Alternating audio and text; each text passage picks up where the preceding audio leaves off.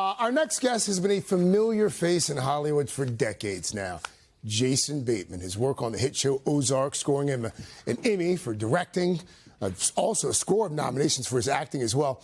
Well, now, Jason Bateman is back on screen and in the director's chair as well once again for this new Netflix series. It's called Black Rabbit.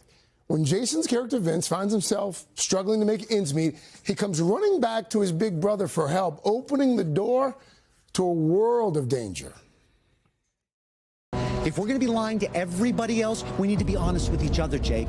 Okay? You want to know why? Because I'm back. I am back, and we are partners. Tell me you get that. Say it. You get that we're partners, please. Jason Bateman, welcome back. Hi. Welcome Good morning. back. I mean, you know, we've been watching you for years. But we've I apologize. Stop. But we've never seen Jason Bateman like this. You mean with the Goldilocks and the... Well, the hair, yes. But I mean, you're a dark character. Beard yeah. Well, this guy, you know, he's not the smart brother. He's the one that's made a lot of bad decisions. So I thought that there might be a look for that's different than, you know, TV's Jason Bateman. You know, I just switch it up a little bit, lose some weight, and get on with it. And you grew quite the beard for it, grew the hair out. It's quite the physical transformation. I mean, it's kind of coming back now. I got to cut it again. This is just laziness. This is not for a part. Did your wife like the beard? She does, yeah, because it looks different than the guy she married. Stop.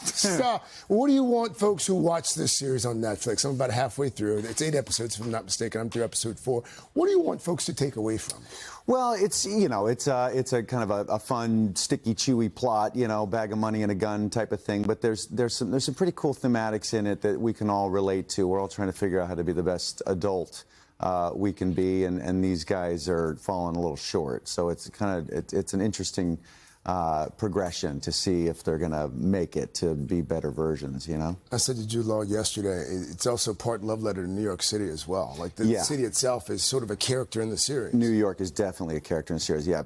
Specifically Lower East Side, kind of the grit and the grime and the authenticity of kind of the humdrum of the city, and is a big part of what we're going for. Speaking of Jude Law, he left you a little message yesterday. I think we've got it for you. Here's what he said. We should mention that your buddy, your sidekick, Jason Bateman, he will be here tomorrow. Oh, boy, I'm sorry. Anything you want me to ask him? We want to leave a message? Just tell him to behave. I will. I apologize in advance. Yeah. What was it like working with Jude Law every day? He's so dreamy. I mean, the guy is just, I've said before, he's just everything you hope and expect him to be, and more. He's an incredible partner on set and off set, as you saw yesterday. You know, he's just a really, really, really good dude. And there's also this scene in the series where you and him are jamming out together, and you're playing the drums. Yeah. Do you actually know how to play the drums? I don't. I play the steering wheel very well. You know, I can really beat on that pretty good. But, you know, fortunately I was directing that little piece, so I knew I could make myself look fairly decent. I didn't need to study too hard for that. You were also reunited with your Ozark colleague, Yeah, Laura speaking Linney. of directing, yeah, Laura Linney came in. She directed episode 3 and 4 for us, and she's just so incredible with actors and cameras and the whole thing. I hope she does more of it. It's a nice reunion. Yeah. While I'm here, I do have to ask you about your buddy. I know you and Jimmy Kimmel have been good friends for a long time. I'm sure you've heard about the show being pulled, suspended indefinitely because of his comments over Charlie Kirk's killing. What do you make of it, Jason?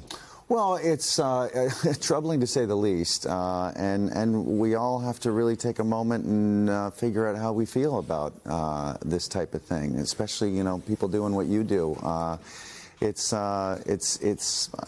sure there's going to be some sort of collective move to respond to this, but I'm not smart enough or powerful enough to be the one to do it. But I imagine there's plenty of conversations going on to do something, because you just can't stand by and let stuff like that go on. Stuff like?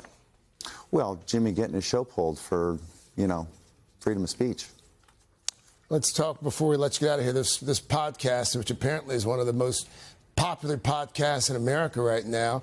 You're taking it to the Hollywood Bowl. Will Arnett and you and Sean all going to the Hollywood Bowl. Yeah, it's probably not a smart decision, but you know, we're less than smart, you know. So hopefully a few people show up. We're super honored and flattered to be playing that place, and you know, I just love any moment I can spend with those two guys, and that'll be a memory for us. Did you expect this to turn into what it's become? God, no. I can't believe anyone is. We probably put them all back to sleep. Just listen to me talk this morning. I can't believe people listen to us, and we're very grateful, and we love being able to talk to super famous, interesting people, and it's been a real gift. So we're more than happy. You undersell it. It's a solid podcast. It's a solid series Thank as well. You, Craig. So, Jason Bateman, thank you. Make sure you check out Black Rabbit on Netflix. It's streaming right now. Oh.